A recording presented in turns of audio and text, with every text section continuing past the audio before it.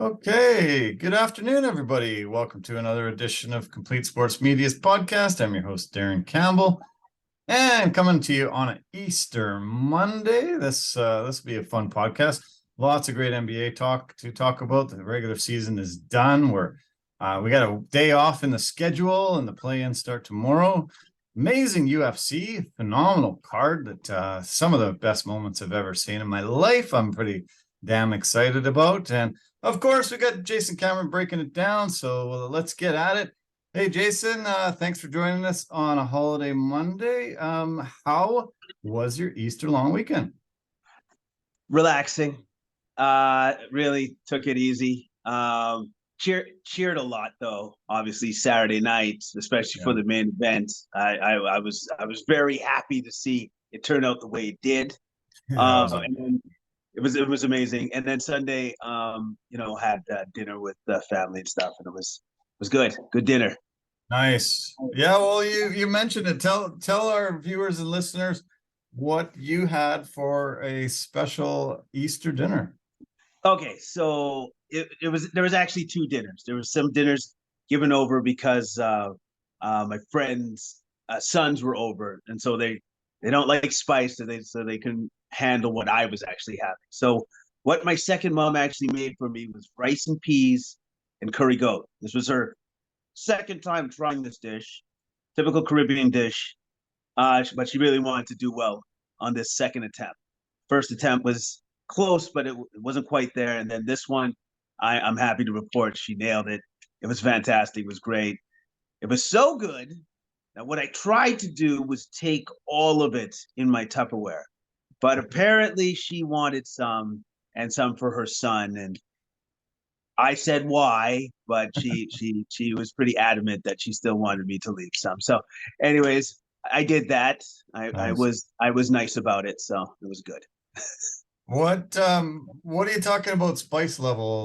Like let's say a 1 to 10 scale or a 5 pepper scale or something. Give me a scale on how spicy is it? Okay. I might be underselling it because I'm used to spice, but I would say it's just a 4. It's not overpowering or anything else. It's just, I would say it was just the right amount. Just the right amount. 4 out of 5. Yeah. No. 4 out of 10. 4 out of 10. Okay, yeah, 4 out of 10. 4 out of 10. 4 out of 10. Okay, all right. So very reasonable, yeah. I tried a hot sauce today. We went to that restaurant Burgoo. Okay. I tried a hot sauce today, and I just dabbed a little bit, and I think I still taste it. That was about 4 hours ago or something. Yeah, that was pretty hot stuff. I can't even think of what it was called, but geez, yeah. Sometimes you just got to be careful. I usually just wade in very, very lightly and try it, and then okay, I'll try a little more. But yeah, this stuff was very spicy. They brought us 2 different kinds, and it looked like the most interesting type. So I tried it, and it was hot. As soon as it hit the back of my throat, I was like, "Whoa, okay." I don't think I want too much more of that. Yeah, you know what? I've done that competition. I've done a competition with my friend to see how many of the hottest hot wings you can eat. Wow. I am happy to report I managed to hang on. I ate 8. Really? Whoa. Which is pretty good, but I paid the price, my friend. Man, did I ever pay the price? Like that was torturous after, but I got it done. I did 8. Nice. And so it was just a mano a mano? Well, yeah. Or was it a bunch of people? No, it was just me and my friend. Okay. I went first, he went second, and he crushed me. He utterly crushed me. I needed to have like the special formula drink after because I was dying. He ate 22 and then had water. Okay, so yeah, he just absolutely slaughtered you. Do you remember what type of Scoville number, what the name of the hot sauce was, or anything of the details like that? Okay, this is what I can say. This is a long time ago, but we had it at the Wings restaurant. I don't know if it's still there, but there's a Wings down in Kits. We had it there, and it was whatever the hottest ones that they had then. So I they're probably hotter now, but I'm pretty sure the Scoville units was high, very very high. It was high. That's all I can say. Crazy. Yeah. Yeah, I've entered in a few contests. Looking back, I think, what the hell was I thinking? Why did I do crap like that? It was just, mouth was on fire, sweating, just starting to really think, can I get this down? Uh-oh, looking around like, why did I choose to do this? Yeah. I'm not as stupid as I used to be, that's for sure. Those were Yeah. some pretty tough days for sure. Oh yeah, and it's so hard, and especially if you were planning on like maybe stepping out. Now you're dripping with sweat. You really want to do it like that? Like like Yeah. yeah. I don't do that anymore. That was a long time ago. It was the one time. That was it. Done. Yeah. I tried this stuff. It's called the bomb, and it's hottest thing I've ever tried. And there's a show on TV. It's on YouTube all the time. TV as well. I've seen it. It's called Hot Ones. They do an interview show Yeah. where they eat a dozen wings while they're doing it. You seen that show? Yes, I have. Yes, I Yeah, have. yeah. Well, they always the third to last hot sauce is the bomb. And every show that I've seen, the people when they're eating that one, they're just like, why? Oh my God, what the hell? And they start really starting to lose it because they're thinking, this is the third hottest. What the hell am I gonna be getting into after? But then the next one and the next one, they go, oh, this isn't as bad as that one. And that one killed me. That one really, I thought I was gonna die. I actually started thinking, man, I can't believe I killed myself over some hot sauce. This is ridiculous. I was mad at myself. Like, imagine sitting in heaven or maybe downstairs, and you're like, what'd you die? How'd you die? Oh God, I ate some hot sauce and died. That wouldn't be a great story to tell. There'd be other guys that, helicopter skied or parachuted it or going 200 miles an hour in a car or something cool. But all I did was I died from hot sauce. I was really like, what the hell, man? And that pretty much ended my eating competition lifestyle or anything like that. I was like, this is ridiculous. It was so hot. I still have nightmares about that stuff. It was brutal. So brutal. No, I've been there. I've done that, and thankfully, like yourself, I quit while I was ahead, or else I would be that guy beside you saying, "You died from the bomb, right?" Yeah, so did I. Yeah, I'm the other dumbass that did that. Yes, yes. Yeah, it just was not worth it. And I tell everybody stay clear of that thing. It's just gonna ruin your night, ruin your week. It's horrible stuff, and I don't know why they would do that to subject people to that. But yeah, it was horrible. But yeah, I missed out on Easter dinner this year. Typically I do have it with family, but all the family was away. Everyone's on holidays right now, so we just had a chill weekend. Lots of sports watching. Super great. Got out a couple times for some meals and stuff, but yeah, just pretty much watched a lot of sports. Went and actually played disc golf today, and that was fun to get out and play some disc golf. Just went and bought it. You have to get your driver, your mid range, and your putter and stuff. And I ended up finally finding some the other day. Got some, went out and hit the course. Have you played disc golf before? I have not very well because I didn't really understand the dynamics of the game, so to speak. It took me a while. Yeah. Yeah, it's a little challenging. It was kind of hard to just know exactly even where we were going. We're standing there on the tee box and you're looking and is it that thing way over behind the trees, like 400 yards away, And we were like, and it was muddy. It's been rainy so much that it was pretty muddy. So we didn't play a whole round, but I think we're going to start getting into it this year. Great entertainment. You can, walk along, have a beer, just chill out. You're out in nature. It doesn't cost you anything. I know there are some courses that charge you some money, but this one doesn't. And there's a bunch around the city. There's one close to me here in Kitsilano. So yeah, I think I'm gonna take it up quite a bit this spring and summer. You might as well, man. You got some free time, so It's good Yeah. to use it somehow, some way. I was shocked to hear that you worked this past week, man. Sucker for punishment. You were looking so forward to time off, and Yeah, then boom, you're right back at it. That must have been a kind of crazy. Luckily, it was a short week.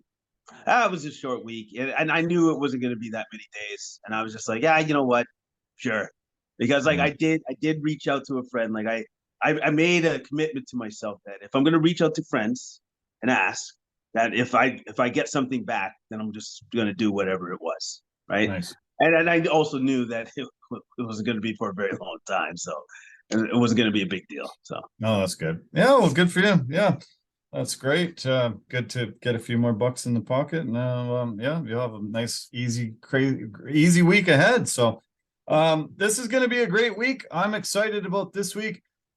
NBA regular season is done. I love NBA 360. I watch it a lot. My favorite show on TV is Inside the NBA, and I think 360 is probably my second favorite show. Yesterday, I felt like I had gone to basketball heaven. It was crazy. There was 15 games on. The first 7 all started at 10 a.m. Pacific, 1 p.m. Eastern time. And then the next 8 started all at 12:30 Pacific time, 3:30 Eastern, all tipped off then. And so many had playoff implications. So many had play-in scenarios. It was just absolutely amazing. They kept putting up boxes with 6 games going on, and let's shift over here. Let's go to this one. Let's go to that one. And I got to see all 8 games at different pieces. I was like, holy cow, have I entered the pearly gates already? This is heaven. This is absolute basketball heaven. I know I wasn't at the pearly gates because Kobe and Russell and Chamberlain weren't there, and so I never made it there. But holy crap, man! I was so into it. I reached out and asked you if you were watching, but you said you were heading off to your dinner. You weren't, but man, I loved it. What a day of basketball yesterday. okay, I'm sorry, somebody's really knocking on my door. Okay, I think I gotta get this. Sorry about this. Give me a sec. Give me a sec. okay, we'll pause it. No problem. Yeah, pause it. Okay, we're back. Little hiatus. Jason had an emergency at the door. Had a very good neighbor knocking, telling him he needed to address something quick. So that was good news. I'm glad it wasn't anything bad news wise. I'm glad we can get back at it. Yeah. It was super weird, but yes, crisis averted. Everything is fine. We can move on. We can go Nice. forward. Yeah, well, I was just talking about watching NBA 360 yesterday. They had 15 games yesterday, 7 in the morning, another 8 in the afternoon. So many of them had playoff implications, and I got to see bits and pieces of I think every single game yesterday. Some of the games that were close down in nitty gritty, they kept showing really right at the end. Just like an absolutely amazing basketball heaven day. No, yeah, no, it was heavenly. I managed to catch some myself. It was interesting to see who was playing who wasn't Yeah, playing who, you know what I mean? So yeah, um yeah. if you're fans of the game though, I hope you have to know that trying to go and see your favorite stars for some of these games at the end of the season, those aren't great tickets. That's all I No, gotta say. Those aren't yeah, great. geez. Yeah, it was bizarre. There was teams just sitting out their entire starting core, and there was just a lot of guys that some of us have never even heard, and we follow the league really closely. It was like, who's this guy? I don't think I've seen him this year. Has he got played any minutes? I'm looking him up on Wikipedia. And, I was like, this is weird. Yeah, but yeah, there was some teams that were really jockeying for spots and played Yeah. their guys, and then there was a lot that weren't, but. The one game that really impressed me was Golden State Warriors decided they really wanted to win.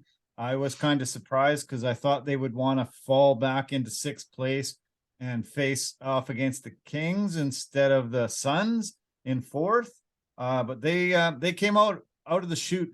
They scored an NBA record 55 points in the first quarter en route to a 157-101 win over the Portland Trailblazers, and 55 points in that first quarter. It was like incredible. It was one of the most incredible offensive displays I've ever witnessed. It was so fun to watch, and they seem to be firing on all cylinders right now heading into the playoffs.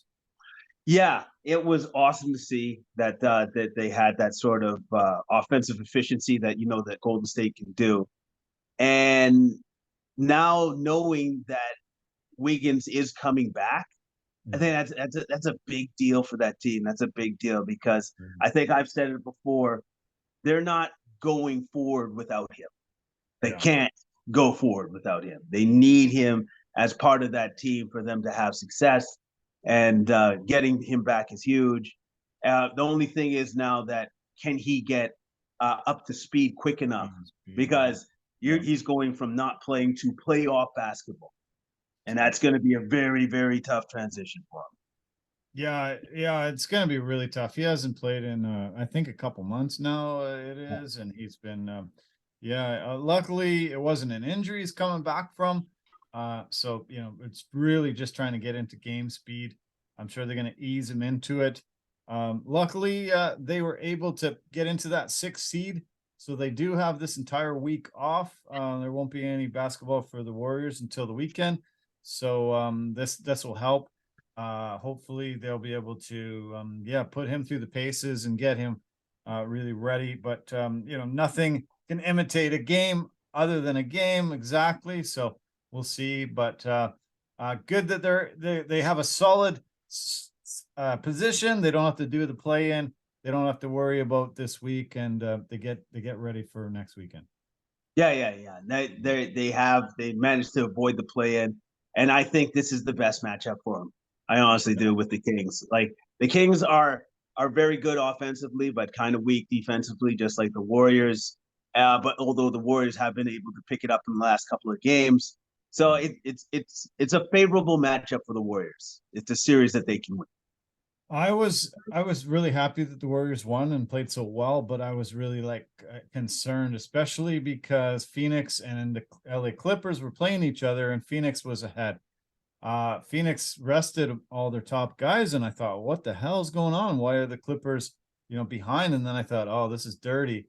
They're trying to lose so they can fall into that 6th spot, and they can face Sacramento, who's, got a decent team this year, but horrible defensively. You said not bad. They're horrible. And also they have no playoff experience. This is the first time in 16 years that they're making the playoffs. So guys are not used to being there in this type of scenario. So I thought super preferable matchup for the Warriors, go out, get in the spot. And then, it looked like the Clippers were tanking.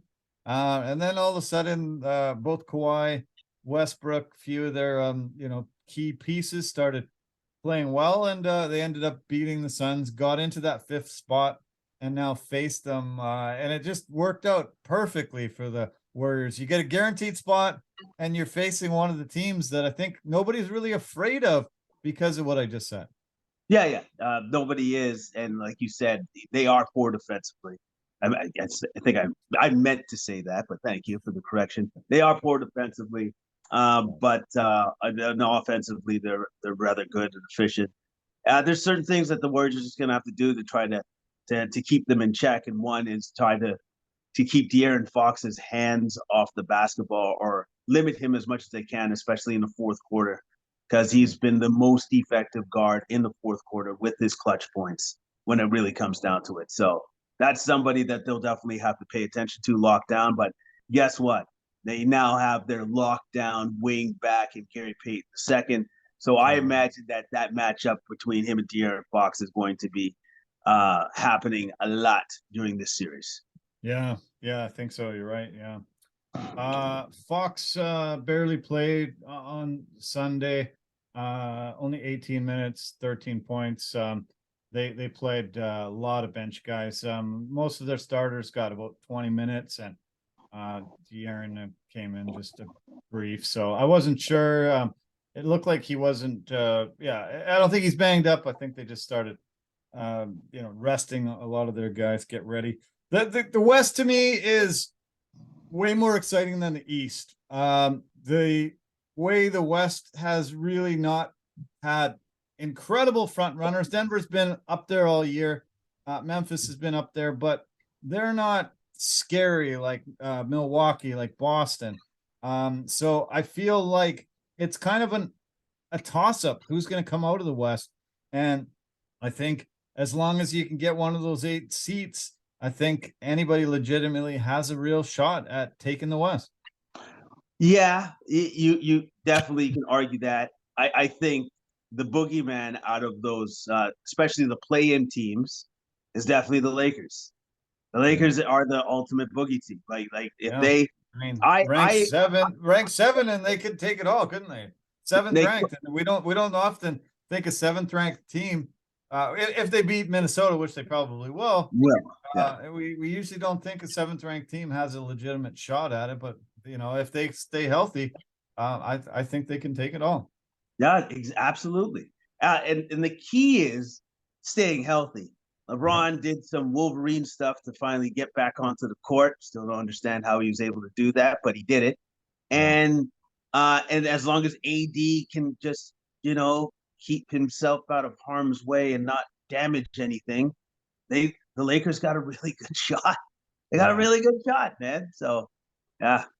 Well, I think the Lakers probably laughed when they saw the highlights last night of who they have to face this week. They have to face the Timberwolves this week. And Minnesota just absolutely imploded. 2 of their guys decided to throw punches, one at his own teammate, one against the wall. Jaden McDaniels is out for the year because he broke his hand. And Rudy Gobert proved that he is the worst teammate in the NBA by punching his teammate Kyle Anderson in a timeout and got a 1-game suspension for this upcoming game on Tuesday. Ridiculous. Unbelievable. Can you believe that Gobert would choose a timeout in the final game of the season to air out some frustrations and punch his own teammate? Like, how dumb is this guy? I've always thought he was a genius. I'm not gonna lie, he's super smart. But no, I'm kidding. So listen, there was some harsh words said between the two teammates, right? Harsh. But harsh. What do you mean harsh? yeah, no. These guys have all heard worse, haven't they? Yeah, that's what I was gonna say. Like, is that anything more than what you've ever heard throughout your entire career of playing basketball or coming up? No, man, it didn't warrant him attacking his teammate. It just didn't. As far as I'm concerned, it didn't. Maybe in his mind at the time it did, but it did not. It did not warrant that. And rightfully so, the team is disciplining him. But also, too, Gobert is costing his team by the mere fact that he's not there to help his team because of his actions. So, another reason. Well, Naz Reid went down. The backup center went down a couple of weeks ago with an injury. He's not going to be there. They are very shorthanded. They went all in on Gobert in this offseason, gave him 5 first-round picks for the guy, mortgaged their future on bringing him in. And, this is the way he repays the organization by, hearing, hey, block that shot, you idiot. You're 7'2", block the shot. Like, I would say the same thing. Like, come on, man. Don't let these guys go through the paint. We want to win this game. Block the freaking shot. And he goes and punches the guy for saying that. But I think Jaden McDaniels might be even stupider because he goes and punches a wall. And now, such a promising, great defensive year, very solid player this year, takes himself out by being frustrated. I saw the clip as he's walking towards the tunnel. He punches the wall and breaks his hand. And, these 2 teammates got to be 2 of the stupidest guys in the league. And, I would be really shocked if Minnesota is able to even win these. Either they won't win against the Lakers, I don't think. And they probably won't win the second game because, they're missing these guys. I think Gobert is going to be allowed to come back, but Daniels is a very, very, very talented defensive player, and he's going to be a big loss. He's one of the best wing defenders in the NBA, right? Mm-hmm. And with him not being there, man, he could have really helped on LeBron or something like that. Yeah. You know, the guy that the old man that still gets it done to score 30 a game. You know that guy? Yeah, he probably could have helped with that. But unfortunately, he decided to punch a wall instead of play the game. So it sucks. And I think the Timberwolves are definitely going to pay for it. I don't expect I do not expect them to win this game against the Lakers. I do not. I don't. No. That's the late game tomorrow. Plans start. First game has the number 7 Miami Heat against the number 8 Atlanta Hawks and Trae Young. That will start like 4:30 tomorrow Pacific time. The Heat were 44-38, and the Hawks were 500 at 41-41. Predictions on this one? Who do you think? Who are you leaning towards out of the matchup? For the Heat and the Hawks, oh man, they both disappointed this season. They both of them. I I'll go with the Heat. I'll go with the Heat because I love Jimmy Butler and I love the way that he steps it up for the playoffs. I don't know what gear that he hits in his mind, but it's all of a sudden it's like playoffs, Amazing, and then he goes off. So and also I'm picking the Heat because of Eric Spoelstra. A dude is a wizard when it comes to the game of the NBA and strategizing and being a master tactician. That's why I would take the Heat over the Hawks. Yeah, I'm leaning towards the Heat. The Hawks did go on a run a couple of years ago in the playoffs, and yeah, they've got a decent team for sure. But yeah, Jimmy Butler is on a different level once he turns up the intensity. We saw it in the bubble how amazing he could be. He can throw the team on his back. I think the Heat are a deeper team, and I think they take this. In the Western Conference, we mentioned it, Lakers and the T-Wolves. They will be the late game tomorrow. Lakers went on an 18-8 run to just get into this play-in game, get an opportunity, be the 7th seed. They were only 1-2 against the T-Wolves this year, but it seems like LeBron's back, AD's healthy. This team has complementary pieces. Austin Reeves has been great. They are playing really good defense as well. I'm impressed with the Lakers going forward. I think they'll be able to take this matchup. Yeah. I've also been very impressed with Jared Vanderbilt and his defense as well, and his do everything else kind of attitude. So he's been a great addition to the team. What did you think about LeBron putting the crown on his head? Just as the Lakers were winning the game last night, he made a few gestures, putting a crown on his head, like this gesture. Kind of weird that this is the time that he's putting the crown on, not when they're winning a title, not when they're winning a series, just getting the 7th seed in a play-in, and he wanted to crown himself. Kind of weird gesture at this moment.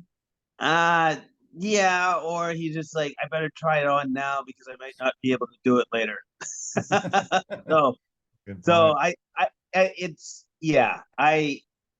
I guess he's giving himself a pat on the back for the fact that they made it to the play-in, which was kind of in jeopardy for a large majority of the season. So him even pulling that off is probably pretty impressive. And the fact that they seem to be hitting their stride now. And so LeBron's just like, hey, if this AD guy can just stay healthy and I'm now healthy, and if I can stay healthy, they have a shot. You got a shot with those two guys. They've already proven that. That's true, yeah. So Wednesday has the 9-10 games. The first game has the Toronto Raptors hosting the Chicago Bulls.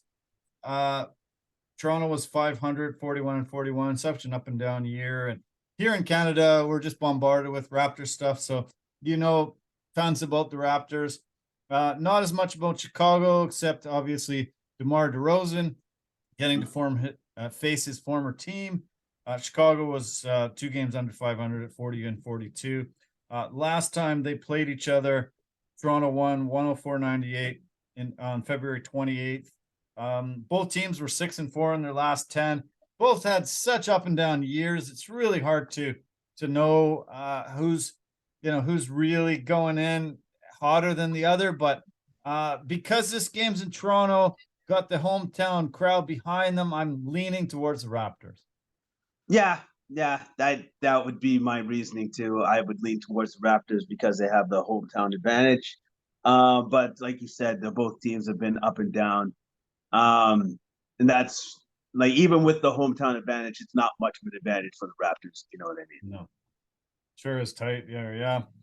Okay, turning to the Western Conference, we've got number 9 New Orleans Pelicans, who lost out yesterday to Minnesota to fall down into 9th. They hosted OKC Thunder. The best player in this series is Shai Gilgeous-Alexander, in my opinion, but I think New Orleans has a more balanced roster, a few more weapons. Even without Zion, I think New Orleans probably edges the Thunder in this one. Yes, but I can see the Thunder beating them in a very close game as well. I can see I can see it where the Thunder actually can beat the Pelicans if Shai Gilgeous has a huge game along with Josh Giddey and maybe one other guy in their front court for the Thunder. If they can get 3 guys that can score the basketball from their top 5 in the Thunder, I think they have a chance of beating the Pelicans. Yeah.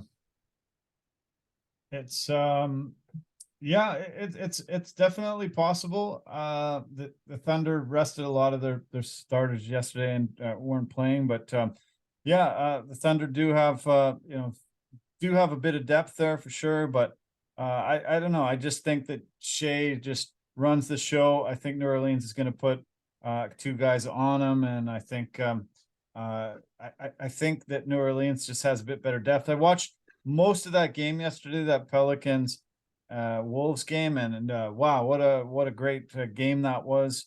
One of my favorite games of the year. And the Pelicans do have a ton of offense, very hard to stop, and I'm shading a little bit towards them. Whoever loses this game, they're done. Whoever wins this game gets to play on Friday. So after these first games Tuesday, the winners of the games on Tuesday move forward into the playoffs, into that 7th seed. The losers, the 8th seed, they'll play on Friday, and they'll play the winner of these 9-10 matchups. So the 7-8 in the East, the loser of the 7-8 in that East game faces the winner of the 9-10. That'll go at 4 p.m. Pacific time, 7 p.m. Eastern, and the second game right after. So you're in a really good spot if you're in 7th or 8th. No matter what, you get 2 cracks at it. The 9-10 teams, if they lose, they're out. If they win, they get that second shot. But they play a higher seed, and it'll be interesting. I think it really kept a lot of organizations, a lot of cities glued into this for a lot longer than normal. If it was just the top 8. I like the play-in tournament, and it's just we got 3 more days of basketball before the playoffs start. Yeah, it keeps more fans invested. It keeps more fans invested, which means more revenue for the NBA. So yeah, I like it. I like the fact that it's almost a one and done almost, but I like the fact that a lot is on the line for these franchises to get into the playoffs and maybe make some noise, maybe make an upset. So there was winners of regular season awards. I want to just run down some of them. The top scorer, the NBA scoring champion for the regular seasons for the 2nd consecutive year, is Joel Embiid. He averaged just over 33 points a game. His closest pursuers were Luka, 32.4, and Damian Lillard from Portland, 32.2. Those 2 guys, I don't think they're going to be with their franchises very much longer, so it'll be interesting. But this season was the first in NBA history where 3 players averaged at least 32 points per game, and Embiid becomes the 19th player to win multiple scoring championships. Did that wrap up MVP for him? It made a stronger case, but I think it's still very, very close. I like I said before, I believe it's between three individuals. I think it's Giannis, the Joker, and Embiid. I think it's a three-horse race, and I think you'd be hard pressed if you picked any one of those people. Like you have an argument. You have an argument for either one of those guys. Sure. The highest point scoring games this season was 71. That was done twice. Damian Lillard did it for Portland against Houston in February, and Donovan Mitchell did it for Cleveland against Chicago in January. Joel Embiid's teammate, James Harden, the Beard, was the assist champion this year. He averaged 10.7 assists per game. That's actually the second year in his career that he was the leader in assists. He did it in 2016, 2017, before he became a complete ball hog in Houston.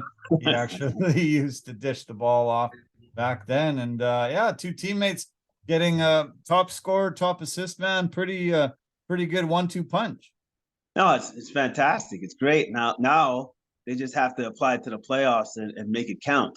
That's what everybody in Philly is looking at. It's like, okay, the numbers are cool and all, but we want to win. So yeah. Top rebounder. Do you know who's the top rebounder this year? I think I thought at one point it was Steven Adams, but he's been out with an injury for so long, so I have no idea. Domantas Sabonis led the league in rebounds. He got 12.3 a game. It's his fourth consecutive season averaging at least 12 rebounds. That's the longest active streak. And nice. Yeah, pretty impressive. Big pickup by the Kings. He's led them to their first playoff berth in 16 years. Or I think this is 7. This counts as 17 because it was 2006. So, yeah, he's been one of the biggest reasons why they're there. Oh yeah, no, it's God, it's been a long time for them. But yes, he's been a huge reason why.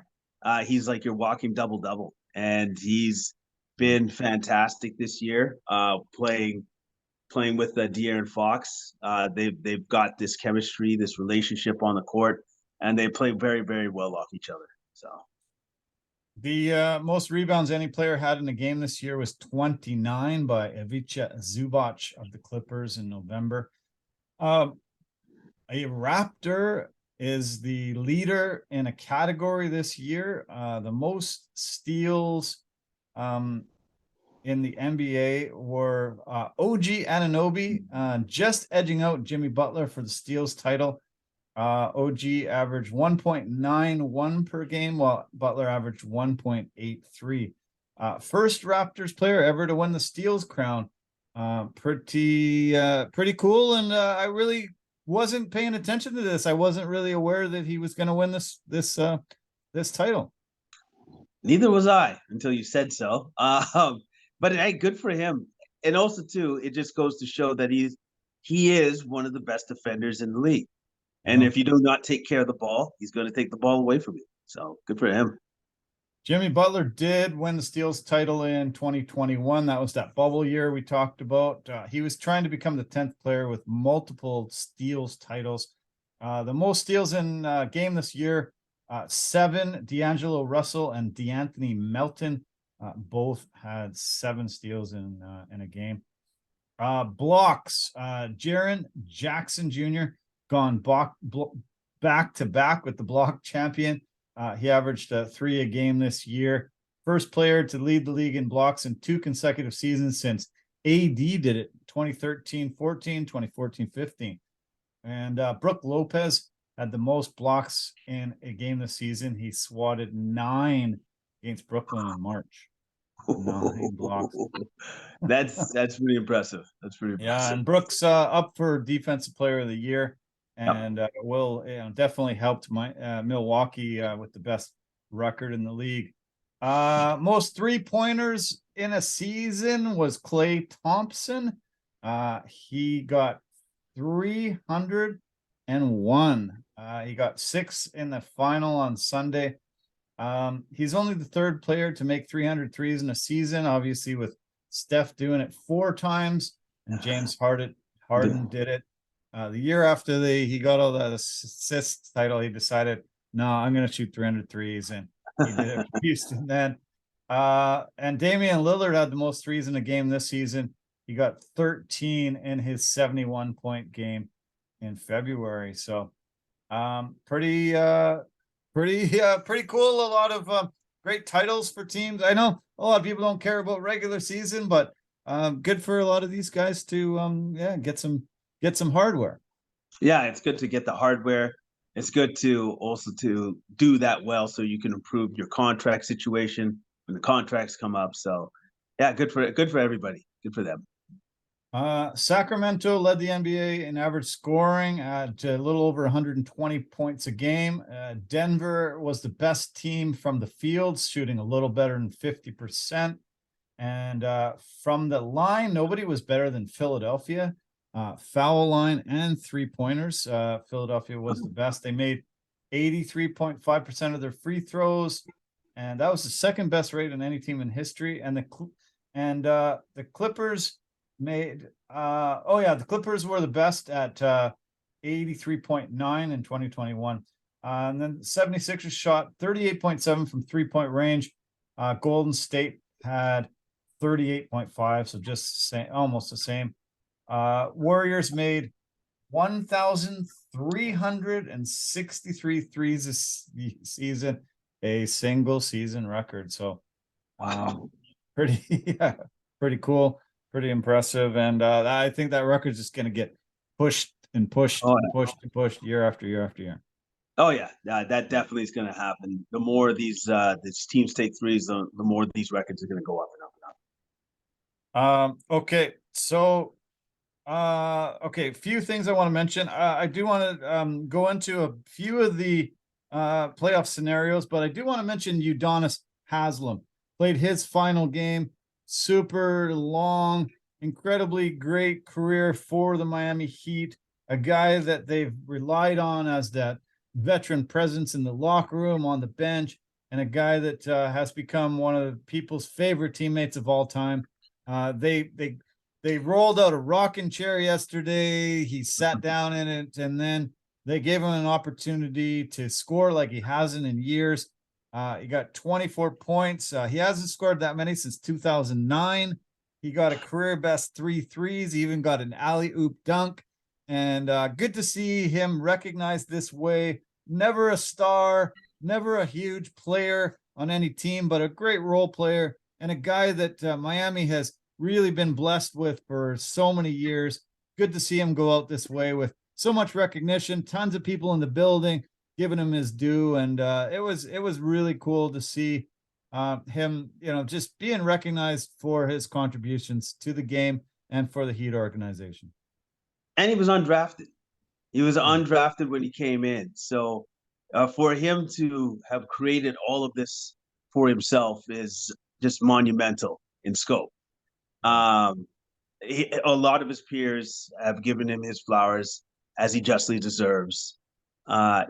I'm sure that he's going to have a front office job with the Heat going forward, and in some sort of capacity, has to, because if anybody's actually ever represented Heat culture to that extent, it was Udonis Haslem. Sure, good on him. Yeah, I see a lot of assistant coaches, former players, sitting on the bench. Just the year after they retire, they're there, and I think he'll be a presence as long as he wants to be for this organization. And it was nice to, it was just very heartwarming to see the outpouring of love for him and everything that he represented for that organization. There was some crazy things that happened yesterday. Mikal Bridges, he's currently the NBA Iron Man. He had played in 391 straight games, and so they said, let's get him in, make sure he plays the game today so he doesn't break his streak. He played 4 seconds yesterday, 4 seconds, and he got his 392nd game. So regular season game. So he can move into, he can continue the streak going into next year. 4 seconds. Do you think there should be a little bit of a limit, or, should they make a guy play 5 minutes or something? But 4 seconds, and that counts for continuing this Iron Man streak. What did you think about that? Impressive, because I would look at his whole streak and be like, oh, so this is when he gets to the end of the season and 4 seconds. I'm wondering if you can even get it like down a little bit. It's like 2 seconds. Foul as soon as the ball comes in. Foul. Okay, got it. Better record, yeah. I had the shortest appearance in history to continue my streak. 1 second, immediate, not even a second. They fouled with 0.7 in. Like guys are trying to break that record. Oh man, I think 4 seconds doesn't really constitute a guy playing a game. Do you? I don't know. I think 4 seconds is a little too little. It's a little much, man. Like, how about this? If you're gonna play in the game, you should play until at least the first commercial break. How about that? Yeah. Yeah. Yeah. Commercial break. That makes sense. Yeah. We talk about those all the time. He played actually 83 games this season because when he got traded, he had played more than the Nets had played. So he actually ended up playing 83, 392 consecutive games. It doesn't look like very many people are even going to try to break this record with all the guys sitting out all the time. There was just a small handful of guys that played all 82 games this year, and it's becoming less and less every year. Yeah. Whenever Mikal Bridges this streak ends, nobody's ever going to match it. Yeah. Like nobody's just going to match that streak. It's not going to happen because that's not the way that NBA is played anymore. So yeah, it's not going to happen. The load management era has killed things like this. Not likely to be broken. Okay, I do want to mention Dallas. Lots of controversy. They decided to tank at the end of the season here. They had an opportunity to get into that play-in game, and I guess Mark Cuban, the management of the Dallas Mavericks, realized that if they make the play-in game, they have to hand their draft pick away, and if they just miss out by one, their draft pick is lottery protected and they don't have to do it. So they decided to tank, not play their players, and this caused a lot of grief. I think Kyrie was mad, Luka was mad, the two players you don't want to piss off the most. I think the fan base was really upset with this. They wanted an opportunity at a playoff matchup. Dallas did, represent the Western Conference very recently, and they weren't going to probably go there this year, but still, the NBA has launched an investigation. They do not want teams to tank, and this was pretty blatant tanking and not a good look for the league and for the Mavericks as a whole.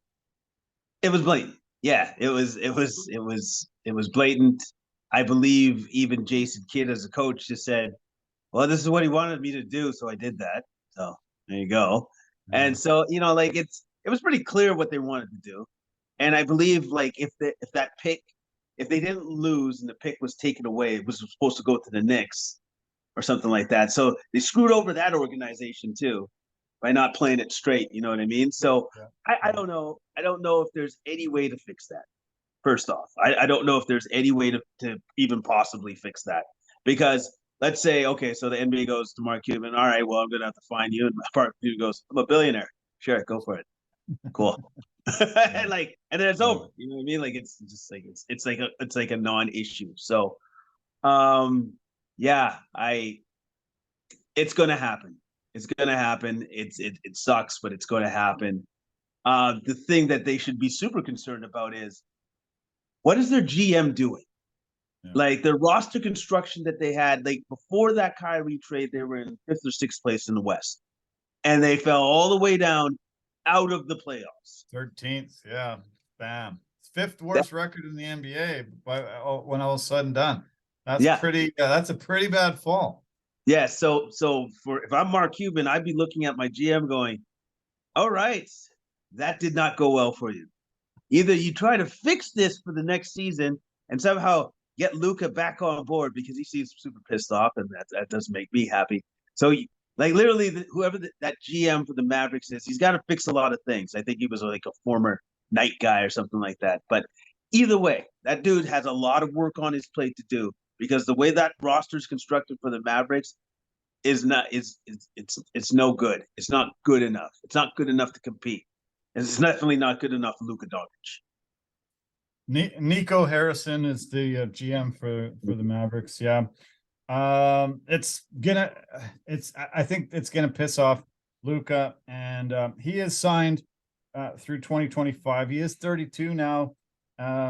This is what you need. This is when you need to really be banking on him taking you places.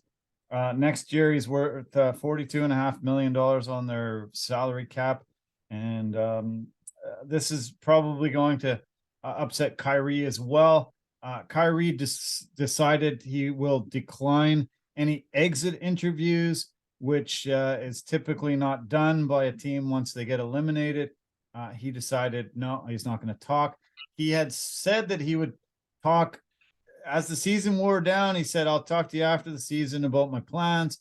And he declined to talk to anyone. So nobody's going to know. Who knows when Nico's going to find out what his plans are. Do you think Kyrie comes back there, or do you think he's going to move on somewhere else? There's a chance, right? But at the same time, there's an equal amount of chance that he just moves on, says, no, I'm good. Now, the thing is, if he moves on, my question is, what team is going to give him that full max deal that he's been hunting for ever since he left the Brooklyn Nets?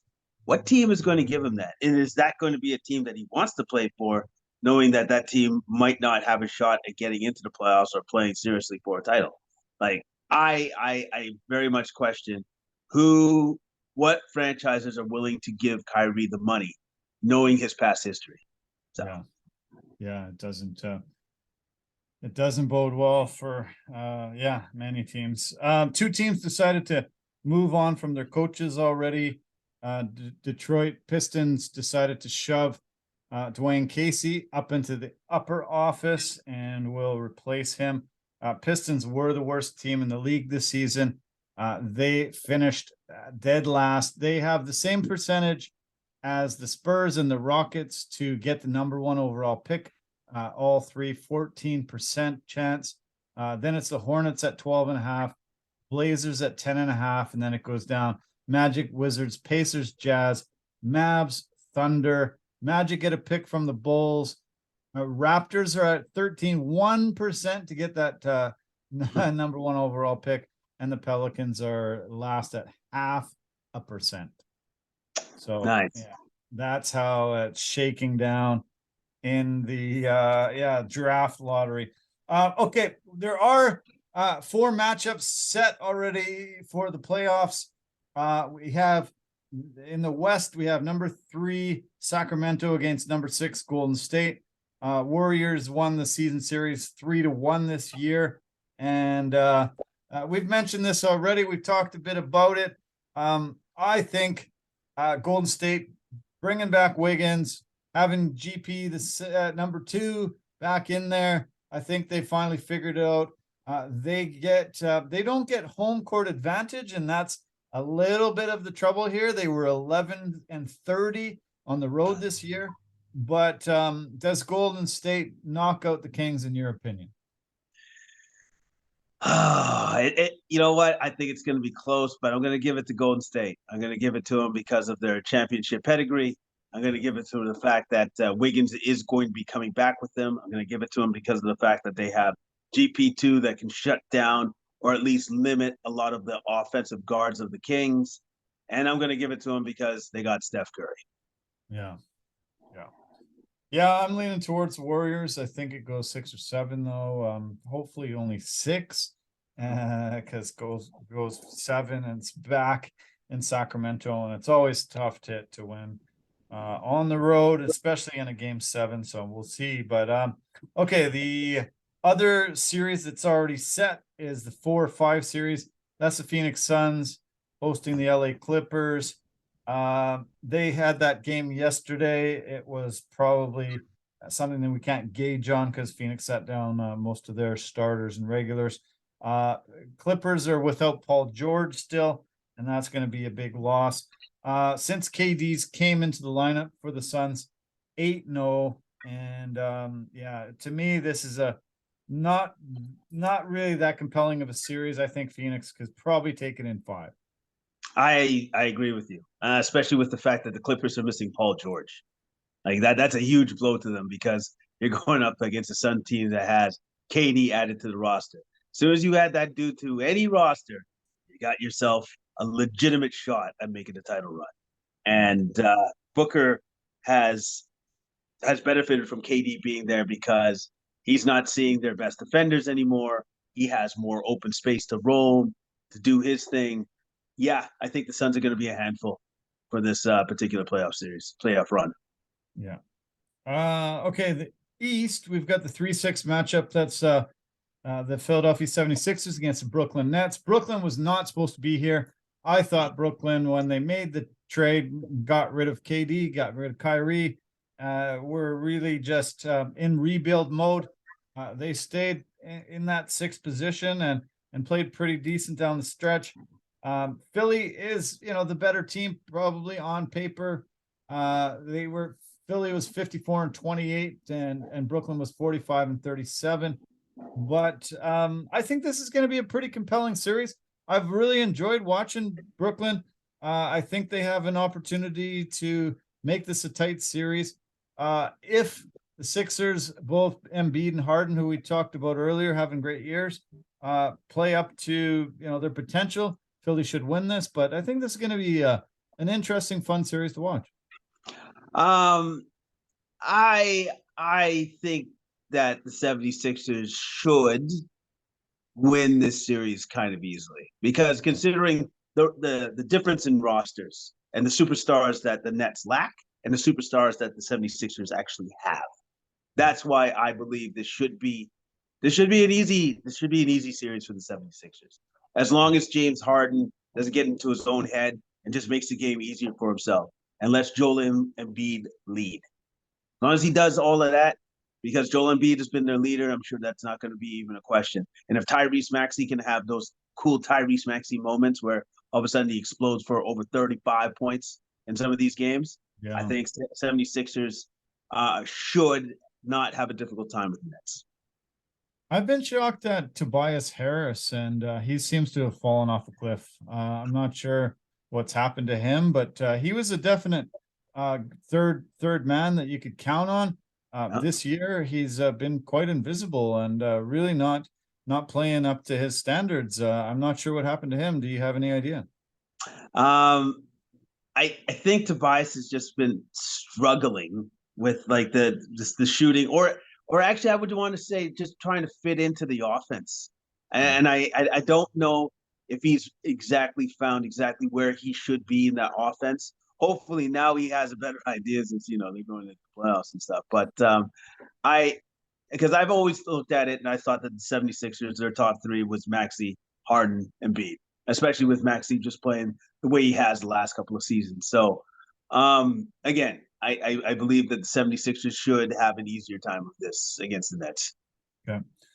And finally, the 4-5 matchup in the East has Cleveland hosting the New York Knicks. Should be a great battle. A lot of talk this year that Donovan Mitchell almost went to the New York Knicks and decided to go to Cleveland instead. Been able to, really, the Knicks have had a pretty decent year. They finished 4 games below them in the standings. I think Cleveland's got a little more of the balanced roster, and obviously the best player in the series has to be Donovan Mitchell. Jalen Brunson's great, but I just don't think he's as talented as Mitchell is. I expect the guard play in this series to be stellar. I think it's going to be excellent because Jalen Brunson had himself one hell of a season.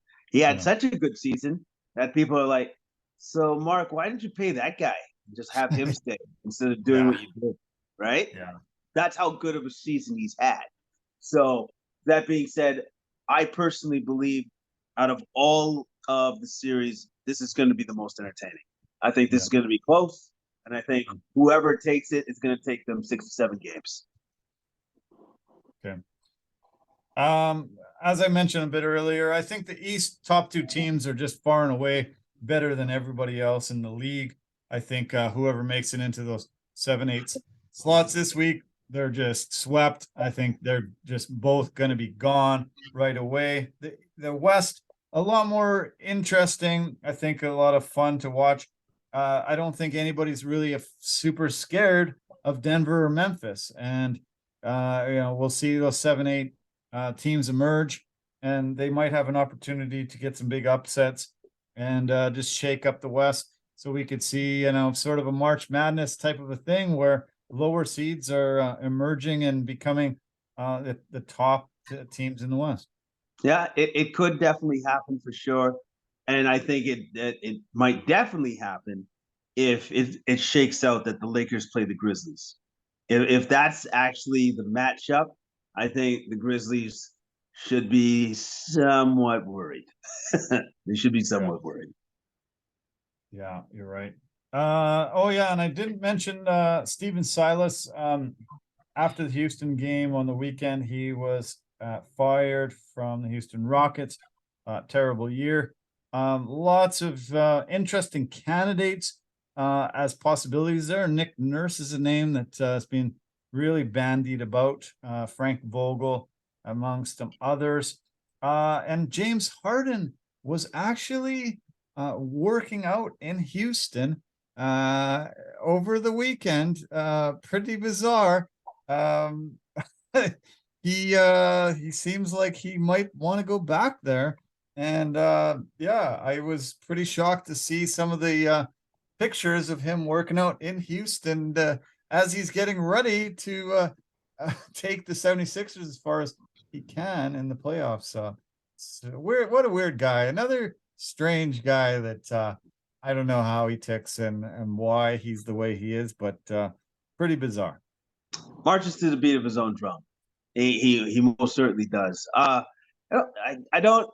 You're right, because I don't understand why you'd want to go from a winning organization of Philadelphia, and maybe you don't really look at Philadelphia as your home or whatever, but you're an NBA player, you're used to being like all over the place at all times. So, but why would you want to go from a winning organization to that? Like that would be my main question. Is like, Yeah. why would you want to do that to yourself? Like, they're not gonna win at any time soon. Like they're still years away from Yeah. like making any noise. And you want to go back to that? You're right. Doesn't make much sense to me, but it doesn't have to us. It's No. his career. He can do what he likes. Yeah, that's true. Yeah. Yeah. We'll see what he decides to do. Yeah.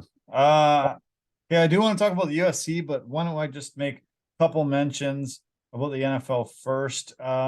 Big news. Odell Beckham Jr. has reached an agreement with the Baltimore Ravens. It's a $15 million deal that goes up to about 18 million with a couple incentives. This was huge news, really, because Ravens have never had a Pro Bowl receiver, never really given Lamar Jackson the pieces that he needs there. He's been in contract squabbles with the organization, and he tweeted a screenshot of him on the phone with OBJ, both going, "Yeah, I can't believe this." Do you think this sort of makes Lamar Jackson actually consider playing with the Ravens again and accepting this $32 million offer to be the quarterback for the Ravens? Possibly. Like I think this is like the team basically giving him an olive branch because I I kind of thought the number they offered him was a little high, to be honest with you. But I'm Mm. like, so he's still worth that much? Oh, that's pretty cool. Anyway, so I thought it was more of an olive branch for Lamar. Now, whether Lamar wants to take that or not, that's completely up to him. And either way, if he plays or if he doesn't play, I don't think that dude is going to play for anybody unless he's guaranteed around $200 million. I honestly believe that. I think that's his standard that he expects, Wow. and I don't know who's going to match it, but we'll see. We'll see. Yeah. I don't think anybody's going to be stepping up for him, so he's going to have to wait a while. Another signing that was a bit surprising was the Kansas City Chiefs signed Ezekiel Elliott to a 1-year, $12 million deal. I was caught off guard by this. I didn't know Kansas City would be in the Zeke Elliott market. Well, maybe they'll just use him for like situational downs because he's still a big back with a big body, So that's what I could see them utilizing him for, because they still did have some two very good running backs, and Pacheco, and then and the other guy. Anyways, so yeah, they still do have some good running backs, and they, like I said, I think they can use Zeke in some situational downs for them. Other Kansas City news is that they are trying their best to sign DeAndre Hopkins, who was cut from the Cardinals. What the hell is the Cardinals' problem? Another organization that has moved on from DeAndre, one of the greatest receivers in the league. And imagine if he goes to Kansas City, like, holy crap, they won the Super Bowl last year, and get him, whoa, they're going to be probably pretty unstoppable. I think Mahomes is like, you know what? I think we can use him. I think I can work with that guy. He may have lost a step here or there because he is getting older, but that dude can catch anything that's thrown in his vicinity. Yeah. Period. Yeah. So I think Mahomes is like, whatever he's got left, I can work with that. Not a problem. Yeah. There was a big fight all this past season, really, with the offensive lineman Jeffrey Simmons and the Titans. There was a lot of actually mudslinging and slander and a lot of bad stuff, but they finally come together and have agreed on a 4-year extension worth $88 million. So he looked pretty happy when he was putting pen to paper there, and I think the Titans have forgiven for all the mean stuff he said about them, and yeah, they're going to move forward for the next 4 years. This did not look like a marriage that was going to happen. It looked like it was going to be divorce and money talk. Yeah, it is funny how money can resolve a lot of issues. Where it's just like, yeah, I was on the verge of leaving and cussing this franchise out for the rest of my life, and then they gave me the money, and then I was happy, and then I said, all is forgiven. Don't worry. I've forgotten what you said. Maybe you've forgotten what I've said. I don't care, really. I got my money. Yeah, that's a funny thing about contracts. Sometimes it'll just put all the water under the bridge, and nobody remembers what was said anymore. So yeah, that was shocking. I just did not think that was going to happen, but they finally came to an agreement. Good on them. So okay, we're finally at the UFC 287. This is in Miami, where the Miami Heat play. First time in 20 years. They finally are in the city of Miami, and they were treated to one of the most singular, greatest moments in UFC history. Israel Adesanya was able to avenge a loss of his belt and was able to get a spectacular knockout that just reverberated around the combat world, mixed martial arts community, and what is, to me, was one of the best moments that I've ever witnessed live, to see it and get to see a guy retain his belt, get the crown again in such spectacular fashion against such a tough opponent. It was awesome. I'm still shaking about how happy I was to see it culminate in that type of a win. And yeah, I can't say enough of how great of a moment it was. It was awesome. It was fantastic because he overcame his boogeyman, the guy that has followed him from kickboxing where he thought he left him behind, but then the dude followed him again to MMA and then beats him. And so you think that's a huge mental block for somebody of that stature, of like where he's at in the world of combat sports, where you got this one dude that it doesn't look like I'll ever be able to beat him, right? Yeah. And then, but then he does it. He does it. He overcomes that hurdle. And in my estimation, by him just doing that alone, puts him as one of the greatest, if not the greatest, middleweight champion we've ever seen. All right. Yeah, I mean, Anderson Silva, to me, shining, star there, always probably will be, but Adesanya to be the first man to actually get the belt for a second time. And he's, only 5 months apart, just incredible.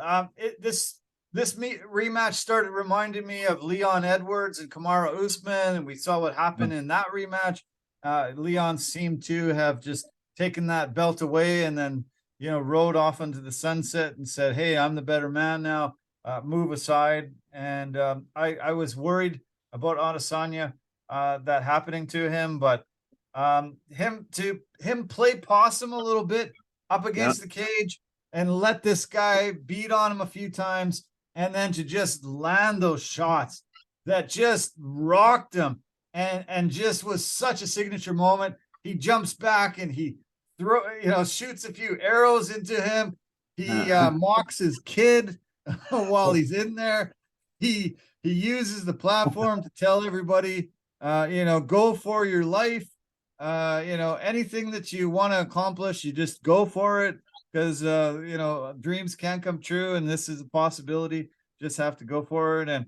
And most of it I was very impressed with. I'm not loving a guy that's mocking a guy's kid, but I guess his kid did it to him, but still he's a kid. He's a kid. You got to forgive a kid.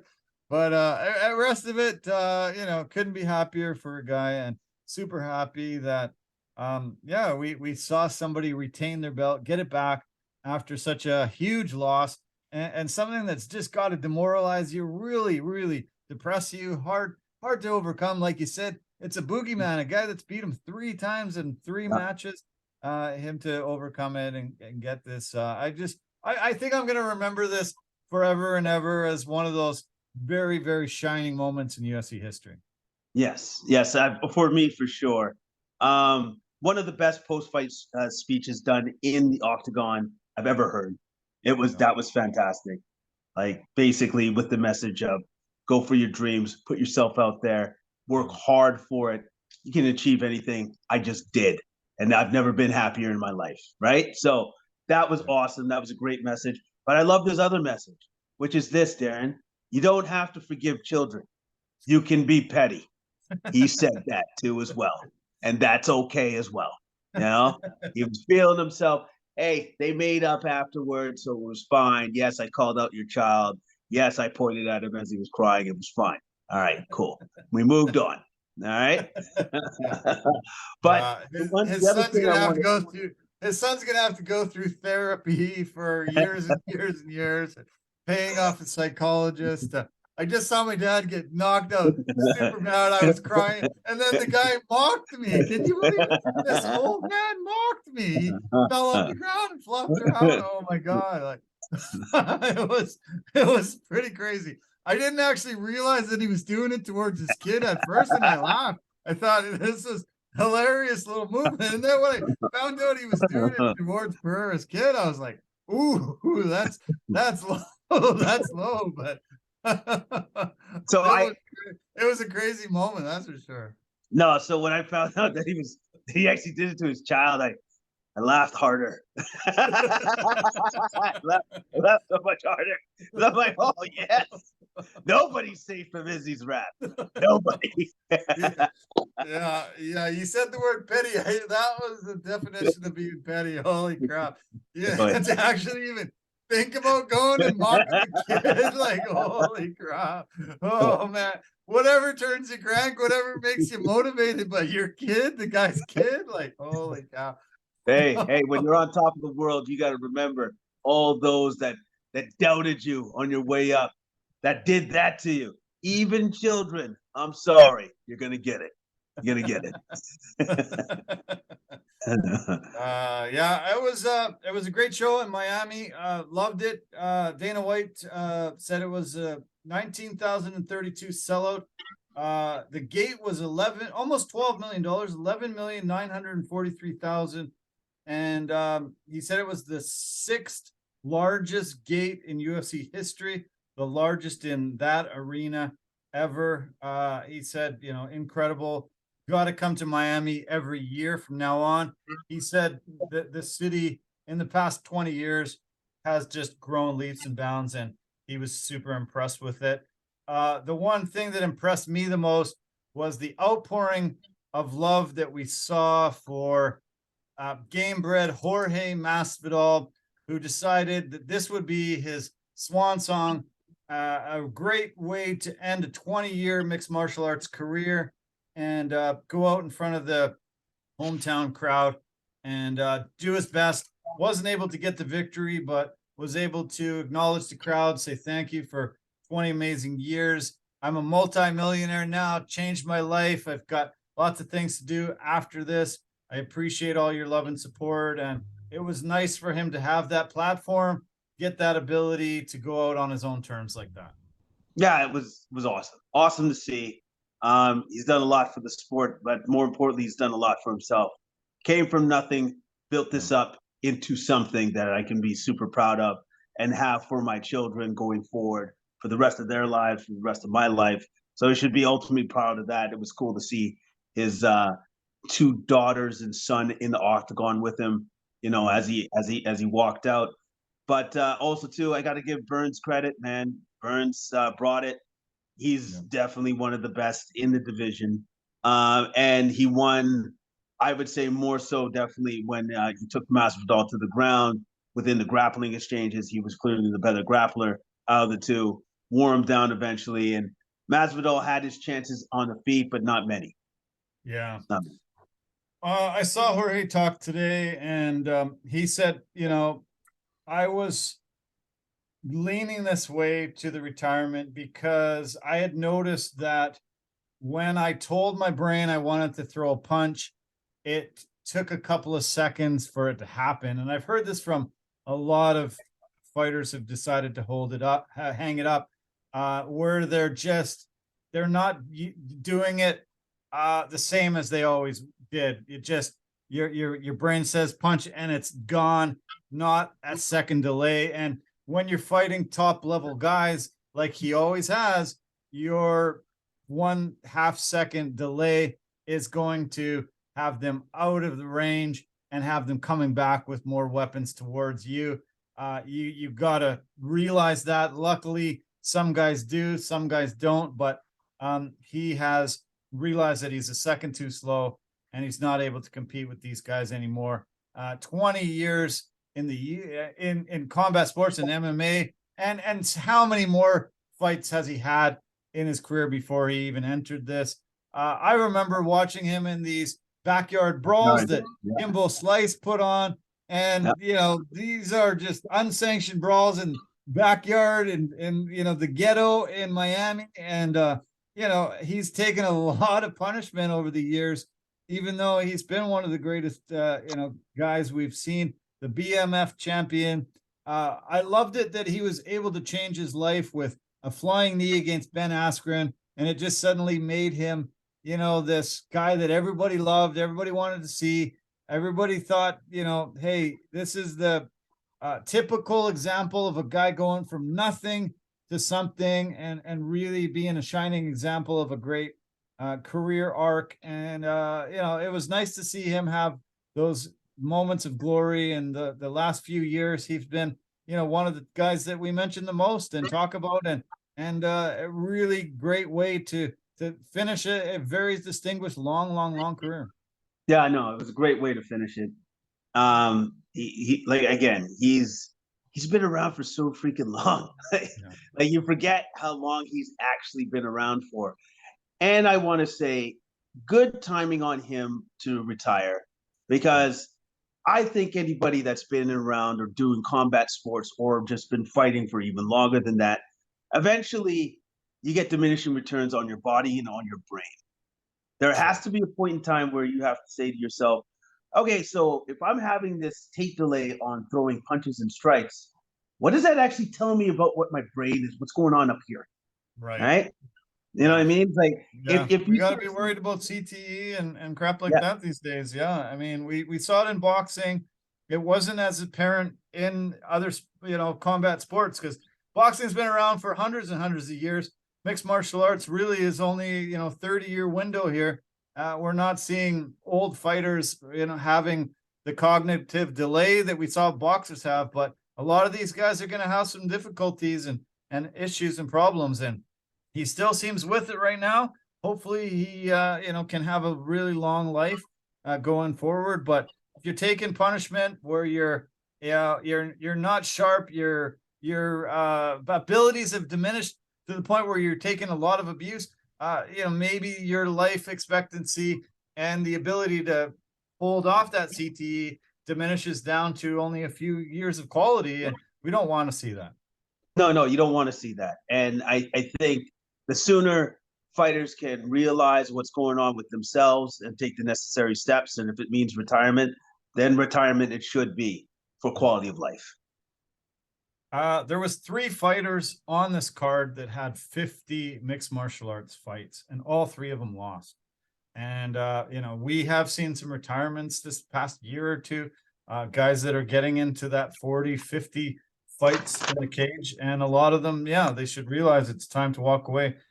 We had Gerald Mearshart and Nurdembeek, all 50 fights in their and Masvidal, all 50 fights in their MMA career, and all lost. And all should be thinking of doing things post-fight career. The great thing about Masvidal is he's such a loved guy. He's got this game-bred boxing. He's had game-bred MMA. He's had promotional abilities. If he becomes a coach at a gym, people are going to flood there to be coached by him.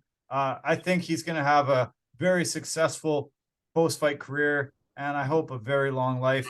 One of my favorite guys, really, really entertaining, and has just been real. He's just been one of those real guys that has come in, changed his life, had an incredible long career, and I'm really glad he finally realized it's time to hang him up. Yeah. Again, I'm glad that he did as well. He's had a fantastic career, nothing to be ashamed of, left it all out there on the octagon every time he went out to fight. And he's got some of the best highlights I've ever seen.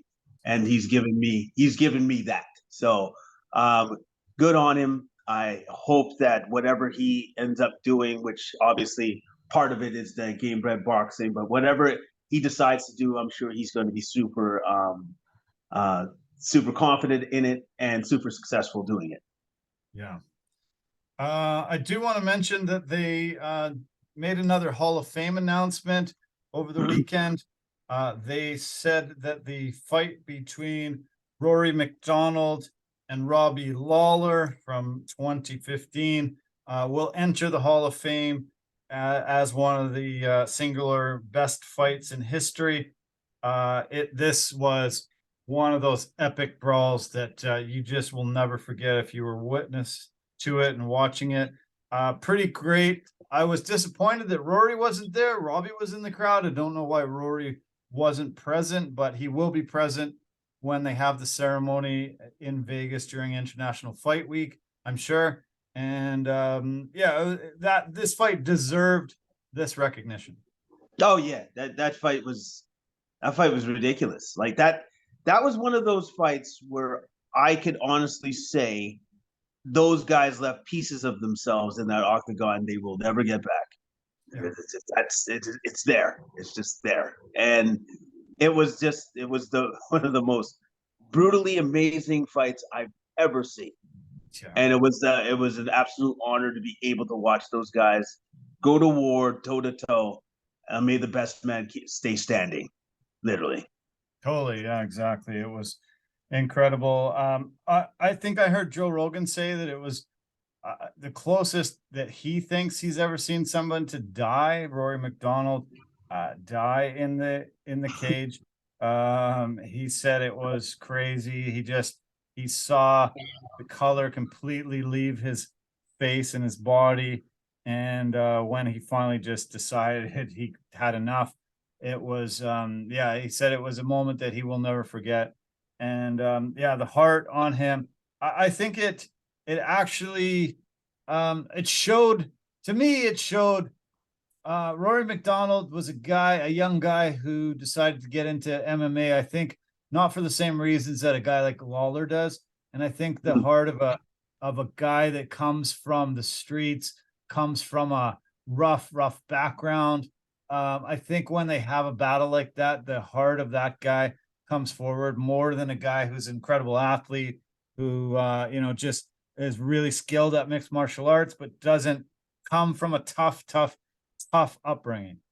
No, yeah, there's situations and circumstances to both of them. I personally believe if Rory McDonald's body was able to hold up, he would have kept fighting. I think it wasn't his will that collapsed. I think it was his body that literally collapsed. Robbie Lawler hit it so much that his body shut down and he couldn't fight anymore. Right. I don't think it was anything to do with Rory McDonald's will. I thought it was still there, and he tried to persevere as best he could. But like Joe Rogan said, the dude was white as a ghost. It looked like his body was going to shut down and die. And it didn't, because he's that tough. Crazy, wasn't it? Yeah. Incredible. Yeah, he was a tough guy, that's for sure. And yeah, he just recently retired, but yeah, it's a good recognition for him and what he brought to that fight. It was incredible. Another announcement that happened over the weekend was Vancouver UFC 289, June the 10th. First card we're going to have here in Canada in 4 years, first time returning back to Vancouver. And most of the bouts haven't been announced yet, but I do have a few here. Exciting to hear that we're going to get to see it in a couple months coming back to Vancouver. Yeah, it's exciting. It's great. I am just hoping for his very strong card. I don't know who they're going to put together for it. I would imagine that it should be super strong because they have been here in 4 years. But I have to wait and see what they decide to do and who they decide to give us, because that will depend. What they decide to do, that will make my decision on whether I'm going to go or not. Okay. Well, we've been told that the main event is a rematch between Amanda Nunes and Juliana Pena. So does that excite you? I've seen it. Haven't I just seen that like twice? And then the second time Nunes did beat her. Yep. How do I have the sneaking suspicion that the third time is going to be just Nunes beating her again? It's weird. Right. I just feel like that. I don't know why I feel like that. I don't know why, but I do. So that cool. So what else do you have? That okay. Would be we've got the return of Michel Pereira. We talked about him. He fought here the last card we saw. He's fighting Stephen Wonderboy Thompson. That is an intriguing matchup. I will give it that. I like that fight because, no, Michel Pereira could take him to the ground, but at least he's going to be pretty entertaining on the feet. That's for sure. So, okay, that's pretty good. Okay, what else you got? Okay, we've got the Power Bar, Marc-Andre Barriault fighting Eric Anders. No, yeah, okay, yeah, that's not bad. Yeah, well, you know that both of those guys are going to fight. Both those dudes are going to throw down, and they don't like to take backward steps. So that's pretty good. We've got 50K Dan Ige fighting a guy I don't like, Nate Landwehr, but the guy that's willing to bring it. Oh yeah, your favorite dude. You're one of your favorite fighters, Landwehr. At least that is actually that's actually a pretty action-packed fight. Both those guys are going to come and swing it. So they're going to bring it. Matt Schnell versus David Dvorak, Blake Builder versus Kyle Nelson, Diana Belbita versus Maria Oliveira, and Miranda Maverick versus Jasmine Jazavicius. Okay. That's all I've got so far. And you know, a couple months out, there's probably going to be changes. Every Yeah. single card we see changes, but yeah, so far not bad. Not bad. They have UFC hasn't ever brought a massive card here, has never really brought something that's, you know, it can't miss. I haven't missed them, but you know, you need to really, you know, I think you should have a, you know, a very, very, very stacked card for something that you haven't brought us in 4 years. That's And right. hopefully there's a couple more on this that will really, really entertain us and be something that we, you know, can't miss. Yeah, that's what I'm hoping for too. A couple more fights that really whet the appetite, which will make me say, well, going now, because those fights are now added to the card, and those are fights I want to see. Yeah. So I hope that happens because, again, like you said, they have been here for 4 years. Yeah. Okay, we're running pretty long on time. So let's kind of blast through the rest of the card. Rob Font got a really great win over a very tough opponent, and Yanez. Yanez was roughing him up, give him a lot of damage early, but Font with the huge knockout win, and very impressive. Very, very big win. Oh yeah, man. Yeah, Font, once he got those combos going, dropped them with the right hook on a crazy kind of upward diagonal angle, and it was over, man. So great win by Font. And Yanez looked tough, looked good until Font caught him. Yeah. Yeah, it was yeah, that was a really massive right that just dropped him, and wow, he was yeah, he was in trouble immediately. But yeah, Giannis had really brought it to him early on, and looked really good. But this was super fun fight. This was the first time Rob Font has been on a pay-per-view in 5 years. I guarantee it won't be 5 more years before he's back on a pay-per-view. Oh yeah. Loved his job and his combos. Coming off of 2 straight losses, really huge win. And he called out Davison Figueiredo. Don't know if Figueiredo would want to entertain that, but Font was number 6. Giannis was 12, but you know, hasn't really been able to move up yet because he hasn't fought the top guys. But yeah, this was a great performance by Font, and we'll see what's next for him. Yeah. Great performance by Font. Excellent. Lots of stars there at this fight card. I couldn't believe all the guys that kept rolling out. Great to see Joe Burrow there. Great to see Justin Jefferson, the Boza brothers from the NFL. Mike McDaniel, the coach of the Miami Dolphins, was there. They had actors. They had tons of UFC guys. GSP was sitting there with Usman, and Odell Beckham Jr. was there. Yeah, just tons and tons and tons of stars. Oh, of course, we can't forget to mention the former president Donald Trump was there, sitting beside Kid Rock and Dana White. Pretty crazy how many stars were there. Yeah, your boy the Donald was there, and sitting beside his boy Dana.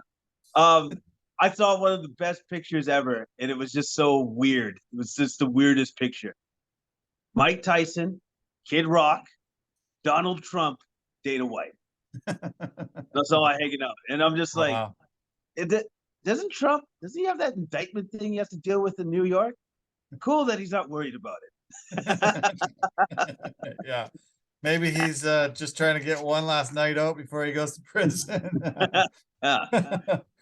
Yeah, it was weird seeing the Donald there. Yeah, Dana said he showed up first fight and stayed to the last fight, which is unusual for a guy like that. Yeah, that was bizarre. I saw Vitor Belfort there, Jamal Hill.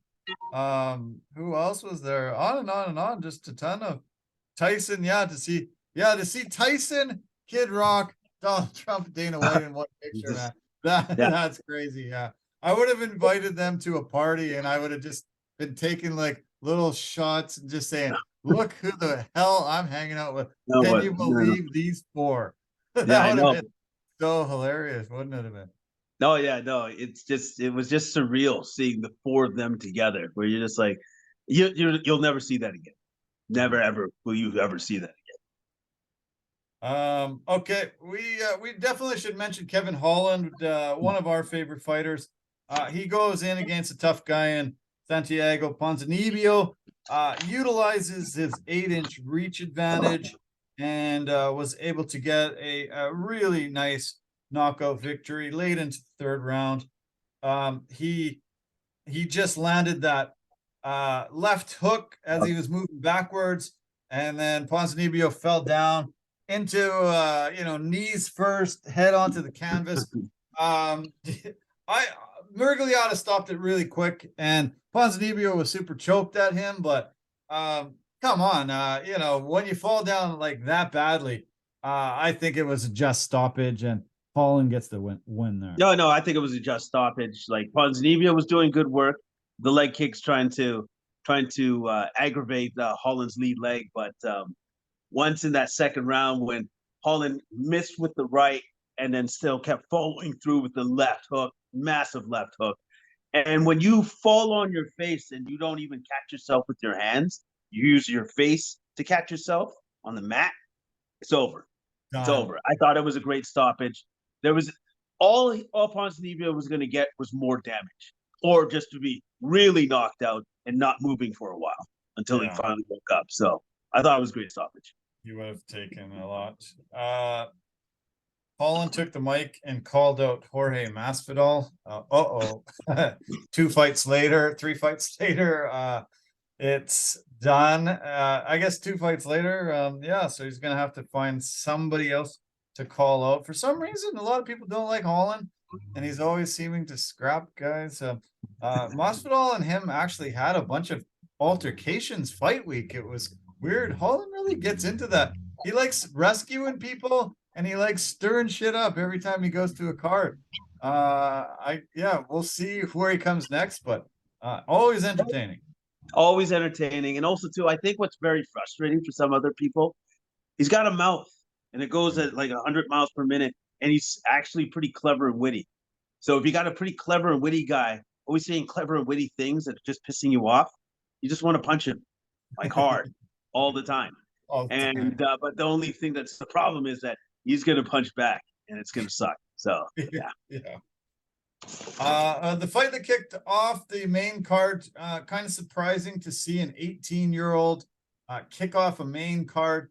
Comes in 7-0, lots of hype. Raul Rosas Jr. against Christian Rodriguez, and from all accounts, it was a man beating a boy. And this is why we don't see 18-year-olds typically in the UFC. Usually they're 22 to 24 when they begin their UFC career. And this is a hype train that got a bit derailed here. Probably won't harm him too much, but makes him realize that he's not the world beater as much as he thought he was. There's levels to the game, and Rodriguez was better than him. He had the experience, but more importantly, he was calm. Like I think Rosas was too adrenaline hopped up, and he kept trying to go for the takedowns. He wasn't following it up with any technique. He thought he could just run through the guy, and he could not do that. Rodriguez he took the correct approach. He was extremely calm. He took his time. His technique was on point. And then before you know it, he was dominating Rosas Jr. and he got the win. Yeah, you're right. Exactly. The fight of the night, garnering $50K for both combatants, was the feature fight on the prelim. Kelvin Gastelum and Chris Curtis. Gastelum came in really on a tough streak, had lost 5 of his last 6. Former tough winner, and a guy who's fought 7 former champions in his career, really needing to get a win. And he did in a super great, tough battle. This was back and forth, tons of action, both in the pocket. pretty much the entire 15 minutes. And Gastelum gets his hand raised and just really fighting for his UFC life. And he will get another day to fight. Yes, he will. And I thought Gastelum was just a step ahead in the combination striking. And he just looked really good. He looked sharp from the onset all the way to the end. And I love the fact that in the third round, at the end of that fight, they both decided, let's throw down and see what happens. And it was a fantastic fight. It was a fantastic fight by both men. Curtis actually gave as good as he got. But again, I thought that Gastelum was just a step ahead throughout the entirety of the fight. Yeah, I like Curtis. I think he's always game, and you can bring a fight to it. But Gastelum was a little bit a step ahead, as you said. I do want to mention Joe Pfeiffer beating Gerald Meerschaert. Pfeiffer looks great. Pfeiffer came in to the UFC, went to the Dana White Contender Series, didn't tap in time on an arm submission, and had his arm broken really badly. Had to have surgery, two different surgeries actually. Came back into the Dana White Contender Series, was able to win, get himself an opportunity in there. Has really just suddenly put on a ton of muscle, a ton of power, and he overmatched Meerschaert here, a guy that's had 50 fights, as I mentioned earlier, and been in a ton of wars. But Pfeiffer was by far the better man in this one and got the win. Yeah, the better man and by far the bigger man. He looked a heck of a lot bigger than Meerschaert. And all he did was he took his time and he hunted Meerschaert down and waited for his opportunity to take the shots in the openings once they opened up. And when he hit him with that big left, it was all over. I love his nickname, Body Bags. He was saying Great that quite a bit. And he's got quite the story. Was a homeless kid, really had a rough upbringing. Dana White has taken him under his wing, and Dana White didn't give him $50K for this, but he said he got gave him a bonus check back in the locker room, and it was nice that he was able to get a check, not an official check, but Dana loves giving out bonuses to guys, even though they aren't performance of the night or fight of the night. He called out Dustin Stoltz, who he said he was supposed to fight a little earlier this year, and it got postponed, and he had a lot of bad words to say about him and to him and for him. So, I sort of expect that that'll be his next opponent. Yeah, no, smart call out within his range, so to speak. And I expect big things from Pfeiffer. Big things. Yeah.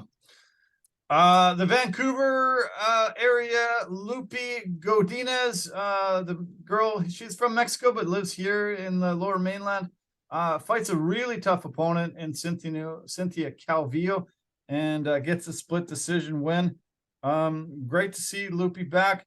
A really good stand-up war that I was very impressed with her heart and abilities, and nice to see her get the win.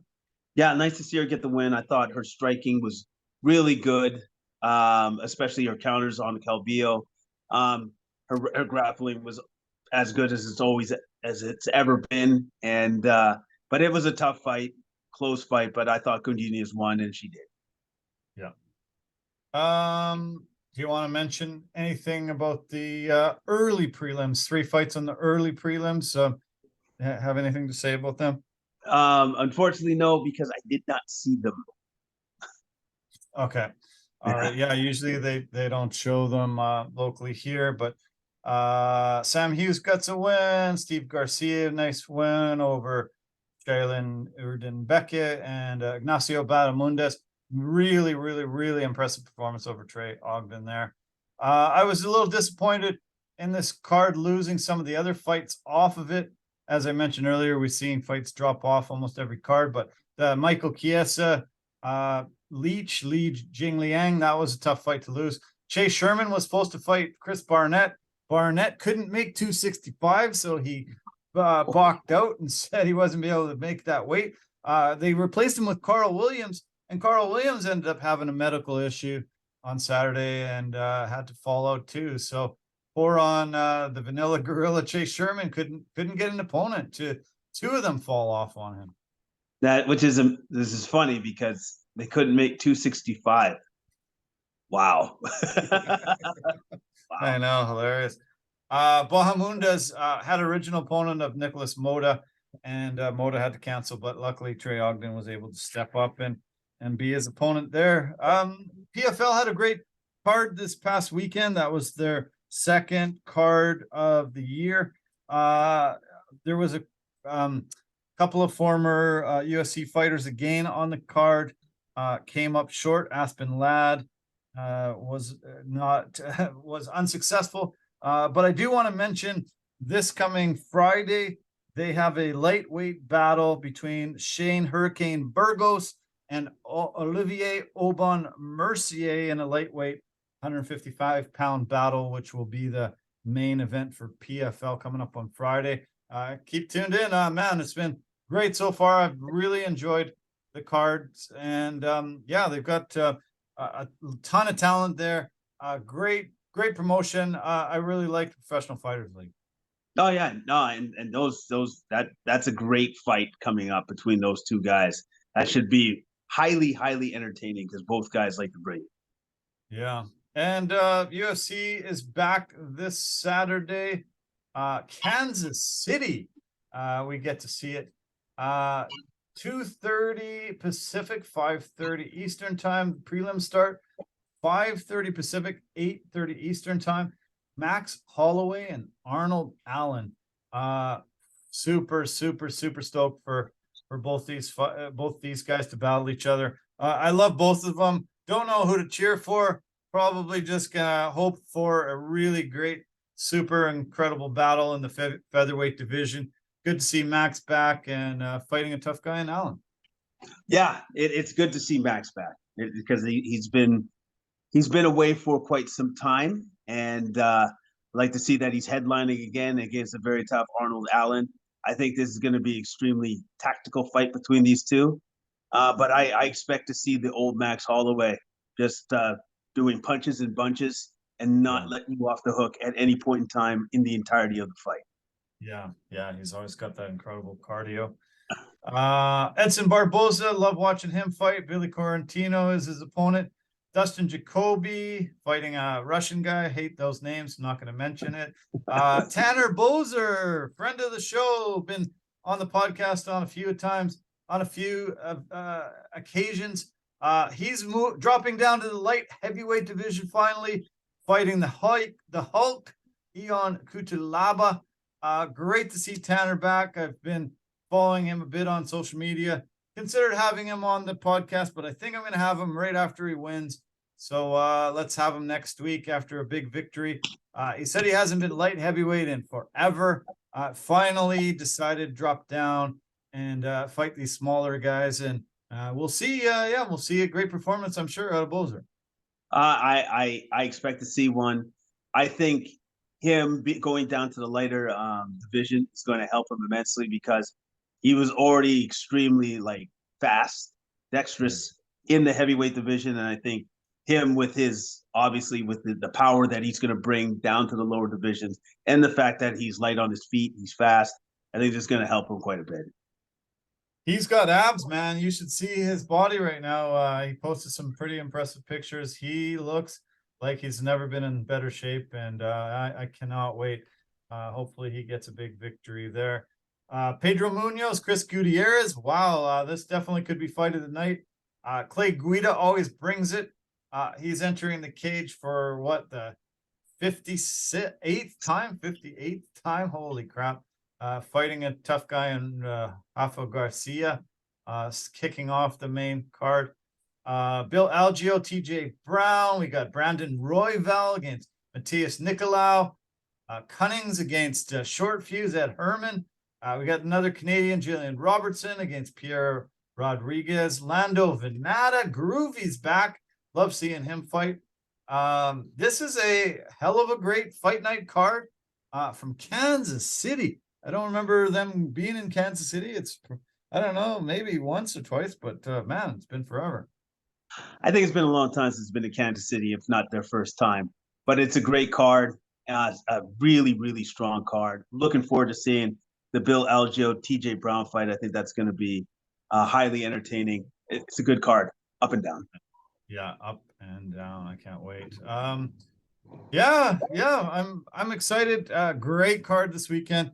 Love to see Adesanya just finally get the boogeyman.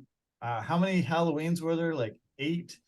We had to see nobody could ever get rid of that boogeyman. He was able to do it in his 4th attempt. This was incredible. Do you see the UFC making him fight him again for a trilogy fight? Or will he be able to pick and choose somebody else to go up against? I don't see it happening, actually. I was thinking about that, like, as soon as the fight was over. I'm like, so there's a trilogy? Like, I don't feel the same kind of need as I did for the Figueiredo versus Brandon Moreno. Brandon Moreno. I don't feel the same way. I just don't, because it feels like that had a certain finality to it, where it's like it's kind of over. It's done now. Sure. It's done. So, and also too, Dana White said in one of the post-fight interviews or whatever, Scrubs, that he believes that Pereira is going to go up to 205 anyways, because I guess him making the weight cut to 185 was pretty brutal. So, and even Izzy said, hey, if he goes up to 205, good luck, guys. Good luck. Because he understands just how amazing and tough this guy is. Yeah. So if that guy moves on from his division, he's just like, that sounds great. That's good. That's good stuff. Good to hear. Yeah, it's incredible that Adesanya was, even willing to do some type of rope-a-dope. If I believe him when he says that's what he was trying to do, and against a guy with that much power, that big, that strong, it was ballsy and incredible that he was able to withstand it and land those shots to take him down. Yeah, like he took a risk. But I think it was a calculated risk. This was a risk where they probably even they practiced that when he was preparing for the fight, that this may be one of the scenarios that you're up against. So you want to make him think that you're injured, but you're not, because you're waiting for your one chance to explode off the cage and give him something in return. And that's exactly what he did. And man, did he give it to him. Yeah. So I guess probably 205 is ahead for him, and then lots of intriguing matchups open up in that division for Pereira. Yes, he's got a ton. He's got a ton of ways he can go. I would expect him to be fighting top 10 talent right away if he does decide to go up, and a lot of exciting fights up there for him. A lot of exciting fights. And as for Izzy going forward, I don't know who he should fight, because he's kind of cleared up the division already, right? Yeah. And it's like he's facing an Anderson Silva type situation where he goes, I'm just gonna have to go through you guys all over again. Cool. Like I think, what did I hear? I heard something about Dricus Duplessis. and you know what? The funny thing is, it's like, well, I guess that would be the guy, because he beat everybody else. He's beating everybody else. Yeah. He cleaned out that division. That's the weird thing. Like, I just wonder. Yeah, I wondered who the UFC would think about if they didn't think rematch. Then okay, he's beat him twice. He's beat him twice. You start going down that ranking list, and it's it's pretty bleak on people that he hasn't been able to dominate and dispatch. Yeah, so it's slim pickings, man. So it'll be interesting to see what they come up with. I'm sure the UFC always comes up with something, but it'll be interesting to see. One final note, Shakur Stevenson got a great victory over Yoshina over the weekend. Really great victory there. And I see Anthony Joshua is scheduled to return in December. They say that it's going to take a while for him to recover.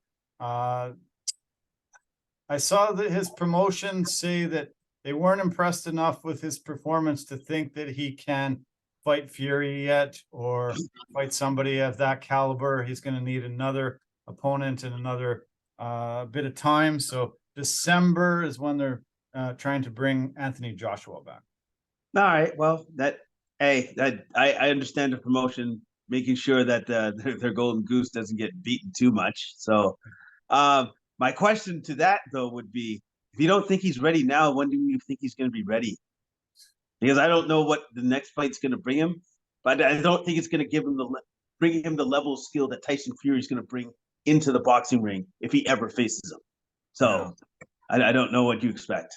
Yeah, I saw Eddie Hearn, and he was just like, yeah, I really expected him to dominate Jermaine Franklin, and I thought he was going to take him out quick, and he just didn't seem to have it. So he needs another tune-up fight for sure, and yeah, we'll see. But it's going to be a little bit of time, and yeah, sounds like most of the year he'll be just getting himself back in top shape so he can face somebody near the end of the year. Yeah, well, hey, he's gonna have to train hard for this next fight and then for the fight after, because I can't imagine Tyson Fury just waiting around for Joshua for whenever he's ready. Tyson Fury is gonna do what he needs to do. So yeah. Totally, yeah. Okay, man. Well, great way to spend an Easter Monday. Glad you had a nice long weekend. Glad you got some leftovers to dive into once we're done here. And enjoy the play-in games starting tomorrow, man. It'll be fun to see those games come together and see how the top 8 in each conference sort of shake out starting Saturday. Yeah, man, I'm excited. I'm looking forward to it. I'm looking forward to seeing these games, and then looking forward to when the actual playoffs start up for the NBA. It's going to be a good weekend. Real good. I'm going to make some reservations soon for some courtside, going to the courtside bar and trying to watch some playoff games. So let me know some availability. They said that they're going to be like 85% reservations. There'll be a few seats open that you can come and get just lining up, but it's going to be tough to get a seat there. So let's discuss it once we're done here over the next few days, and I'll make some reservations so we can go and watch some games in a nice big crowd. Everybody tuned in watching some playoff basketball. It's going to be a great season this year. I think it's pretty up in the air. Definitely in the West. Maybe not as much in the East, but yeah, I'm really looking forward to the 2023 postseason. No, I'm definitely looking forward to it. And yes, we will talk later on and we'll figure something out. Okay, buddy. Cheers, man. All the best. Have a great night. All right. Cheers. Enjoy the, no, it's GOAT, right? It's GOAT. Yeah. Yes, it is GOAT. Enjoy the GOAT. Curry I will. GOAT. I'm going to enjoy that. I'm going to enjoy that right now. All right. Good night.